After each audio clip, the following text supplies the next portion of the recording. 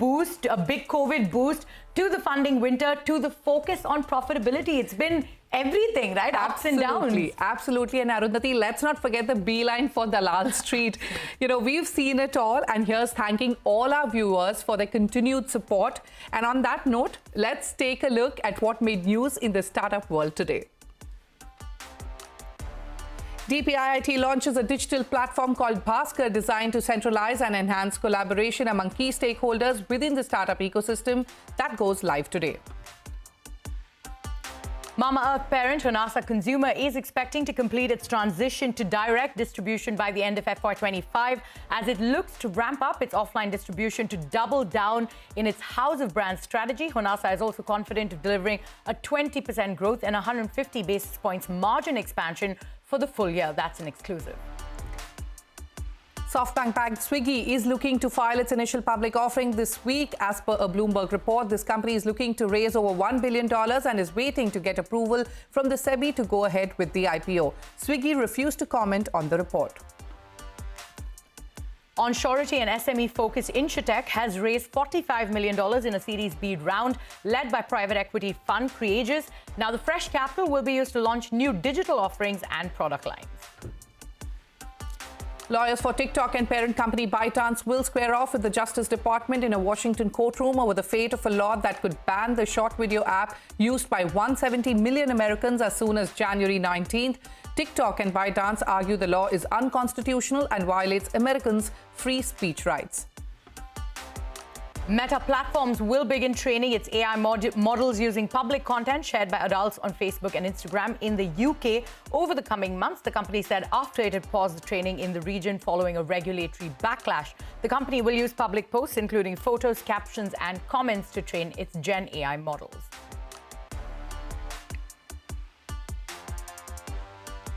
Those were the headlines that we're tracking for you this evening. But on What's Brewing, the Department for Promotion of Industrial and Internal Trade has launched a digital platform called Bhaskar. The platform will be aimed at strengthening India's startup ecosystem and will go live on the 16th of September. Now, the government's initiative will be designed to centralize and enhance collaboration among key stakeholders within the entrepreneurial ecosystem. Commerce Minister Piyush Goyal believes Bhaskar will allow Indian startups to unite. Take a look. Bhaskar, we hope, will help the startup players, the people who are involved in the startup ecosystem, connect with each other, collaborate with each other, cooperate with each other, also compete with each other to see what else is your competition in similar areas. What the competition is doing smarter and better. Why should there not be this healthy spirit in our ecosystem? Our young or any startup anywhere in the country, tier 2 cities, tier 3 cities, they will not feel left behind when it comes to knowledge. Let's create a Section 8 company. Today, Startup India is housed in Invest India, if I'm not mistaken. I think now Startup India, which is such a powerful ecosystem by itself, should have a house of its own. SIDBI can, since you are handling a lot of our funds and all, you can also be actively involved in the Section 8 company. Moving on, also on What's Brewing, recent reports project the proportion of women in tech roles within global capability centers to rise from 25 to 35% by 2027, driven by government efforts and women-centric programs. This is crucial as India's push for an 8% GDP growth by 2030 will rely heavily on making women up over make half of the new workforce. So the conversations around women in tech is more urgent than ever. And to do just that, joining me now are the GC members of Tech Entrepreneurs Association of Mumbai, Naya Saggi, also the group co-founder of the Good Glam Group, and Akanksha Hazari, the founder of Love Local. Ladies, welcome back to Startup Street. Naya, let me quickly start with you. Mumbai is home to over 1,400 women-led startups. India's tech industry is evolving, embracing women with about 30% in the workforce. But despite progress, women face leadership gaps. Naya, throw some light on the rise of women in tech and what kind of conversations you're having with women founders. Shruti, first of all, thank you very much for having us and having team on Startup Street. It's always a pleasure. Thank you again. You know, the three, I think, threads of conversation that I'm seeing play out when we talk to fellow women in tech. One, of course, remains the endemic funding conversation. It is getting better, but not fast enough. You still see less than 2% of funding go to women-led startups. And, you know, you kind of see that also across the table, right? When you look at the LP and GP profile, you're sort of seeing still men on the other side. You're not seeing enough women. So that's the first sort of thread of conversation and the problem statement we're looking to solve. The second one is role modeling. I think what's really interesting is when you look at, you know, STEM and STEM education in India, India actually has the highest number of women engineering graduates in the world. And in fact, even if you look at IIT Bombay, which is, you know, part of the ecosystem that team operates in, 25% of engineering students are actually women. But when you actually go and talk to these engineering schools and colleges and you ask them to name 5, 10 CEOs or founders who are women, they draw a blank. And it goes back to this whole emphasis and the problem statement that we need to solve for as women founders on role modeling and setting the right role models in place. The third thing I want to talk about is, you know, this whole tech X women narrative that's playing out today, which is where, you know, women and tech have a very unique, I would say, interaction, where if you don't have enough women creating and being part of the creation of tech, then tech is basically biased against women. We see this play out systematically in health tech, in fintech. You're looking at generative AI models, you know, reliant on data inputs that are not inclusive of women's voices and perspectives, right? So you see a very biased spew out from, therefore, these LLMs that is not in favor of women, in fact, biased against us. Okay. So this is the third narrative we see play out, you know, and that's what women founders in tech talk about all the time. All right, let me quickly go across to Akanksha.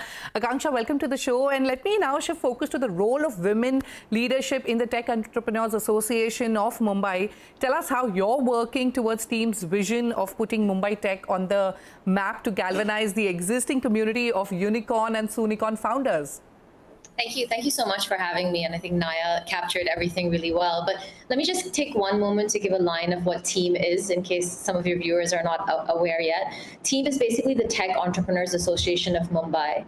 And it's actually the coming together of all the soonicorns and unicorns in Mumbai that are Mumbai-based tech companies. One of the things we realized about a year and a half ago was that there's this perception that there's not tech happening in Mumbai. And actually, when we looked at it, we found that there are nearly 60, 70 companies that are soonicorns, meaning they're valued at over 100 million, all the way to unicorns that are all Mumbai-based tech companies. And we said, hey, why isn't Mumbai being spoken about as a tech hub? So this is what TEAM is about. We've come together, the founders of these companies have come together to actually make it known that Mumbai is actually doing a lot in tech. The highest proportion of profitable companies in tech are actually Mumbai-based. The second is, if you look at the composition of those founders, a high proportion of the founders are actually female founders. If you look at the governing council, of which both Naya and I are on the team governing council, you have 2 female tech founders. And if you look at the team membership, while it is still a small percentage, there's an active effort to bring in far more female founders. And I can speak personally, you know, I've grown up in India, but I've also grown up overseas. And I decided to come back to India because I wanted to pursue the Indian dream. And why did I choose Mumbai? Because Mumbai is a city of dreams. And as a woman, I do think Mumbai has a massive edge over any other city in India and most other cities in the world in terms of its safety levels and this progressiveness to actually grow tech at a national level and eventually at an international level. Because for women to first be successful in any profession, including tech, they have to feel free, there has to be safety of movement, and there has to be a sense of equality and progressiveness. And Mumbai encompasses all of these things. All right. So clearly empowering women leaders in tech is clearly integral to India's future. But there are gaps, Naya. How do we overcome challenges for women in tech while there are initiatives addressing the gender biases? And of course, there are opportunities that are boosting, you know, they're giving a boost for women entrepreneurs. But what more needs to be done? Shruti, it goes back to what we discussed earlier. What are the problem statements? And as entrepreneurs, we always look for solutions, right? And Team is a consortium of entrepreneurs, and what we have found is as follows, right? One is this whole piece on role modeling, which is super critical. Akanksha talked about how Team's mandate is to communicate, engage, and collaborate, right? And in every activity that we do, what we try to do is really bring out the role models of women and women leaders and CTOs who are women in tech. To give you a few examples, we have India's largest generative AI hackathon scheduled for the end of October. And we actually have a track which addresses the safety of women. We have jury members who are women in tech, who are women CTOs doing extremely well, building amazing products. We also have the Mumbai Tech Week, which we had the inaugural summit of earlier this year. We plan to have it again end of February next year, where again we have a lot of tracks where we talk about women role models and women leaders in tech and have their narratives be shared on a national scale. So in every activity we do at Team, it goes back to the whole problem statement on saying, how do we build enough role models for the people who are following Team? And these people are college students, they're entrepreneurs, they're VCs, they're fellow founders, they're employees of different tech companies. The second, of course, is that, we talk about Bombay, and, with Bombay, immediately what comes to mind is the whole safety and the global narrative that plays out, right? And I can't emphasize that enough. For women to thrive, not just in tech, but in any career, you need to have a very safe, secure public transport, infrastructure, ways of working in organizations, etc. And I think the best part about Bombay is that it is actually a super safe city.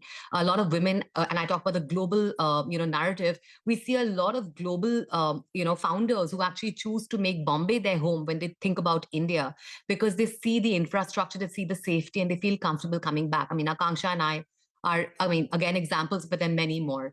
So we're pressed for time. One very final question, if you could answer in 30 seconds. If you could elaborate on how Team is working with the state governments to establish Mumbai as a favorable tech hub for startups across India.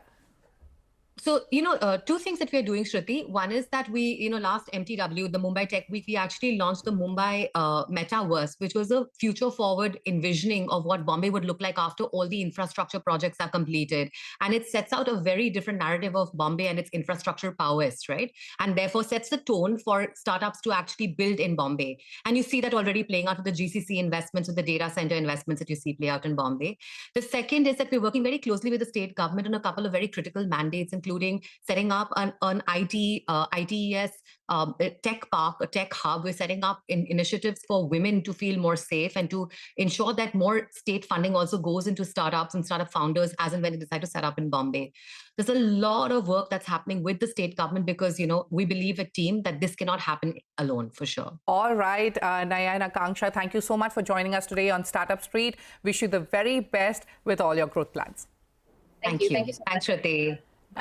And moving on, beauty and personal care D2C firm Pilgrim has bagged $9 million in an extended Series B round led by Fireside and Vertex Ventures. Now, the company will use these proceeds for expansion and general corporate purposes as decided by the board. Now, the company's valuation has soared to approximately 2,075 crore rupees post the fundraise, and this marks an over threefold increase from its last funding round of $20 million, where the company was valued at $75 million. Joining me now to discuss their growth plan is Anurag Kedia, the co-founder of Pilgrim. Anurag, thank you so much for taking time out and being here with us on the show today. You recently raised the $9 million in an extended Series B funding round. So how do you plan to use these funds? Any new products on the anvil? Hi, Arundhati. Thank you for having me, and many congratulations to you, Shruti, and the entire team for completing 5 years of Startup Street. Thank you so much. Thank you. I think there are a couple of use cases we are seeing. One is R&D. R&D has been the core of the brand, and we intend to ramp up our R&D efforts significantly. Second is offline is a big thrust area for us. From close to zero offline revenues 15 to 18 months back, now 25% of our revenues come from offline. And we think in another 6 months, December 2024, this can go up upwards of 30%. So offline team building will take some investments. And the third is international expansion. We are already present internationally across multiple markets, and we think we'll continue to build some of these markets further. So these are the 3-4 use cases which are there in the mind. All right.